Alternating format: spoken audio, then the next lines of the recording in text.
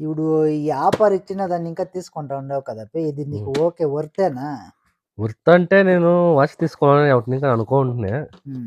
కానీ ఇదొకటే తీసుకోవాలంటే అదే రేట్ అయిపోయిందా? ఈ 3 ఈ 3 సేరి రేట్లకిను ఆఫర్ దీనికి ఒకటికే ఆ! ఇయ్యాలనుకుంటావా?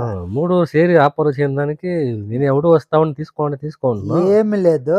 హ్మ్. దీన్ని ఒకటి నువ్వు తీయాలనింటేనే రూ. 800 పోయినియాల్సిందే. దానికి ఇది ఓ ఆఫరు రూ. 200 ఇయ్యాల్సిందే.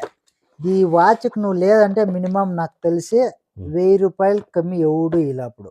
తెలిసి దాన్నింకా 3 మనము ఆఫర్ వచ్చిందనేసి బెనిఫిట్ అనేసి వర్త్ హ్మ్. తీసుకుంటామని నేను ప్లాన్ చేసి ఓకే. ఈ మూట్లకి సేరి రూ. 1000 ఇయ్యి. ఈ రూ. 1 ఇందా.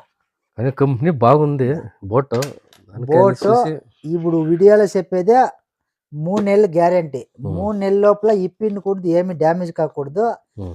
టెక్నికల్‌గా ఏమన్నా పారలేదంటే ఎతకరా నీకు పీస్ టు పీస్ చేంజ్ చేసిస్తాను. ఓకేనా? ఓకే. సమాధానమా? సమాధానం బాగుంది కంపెనీ.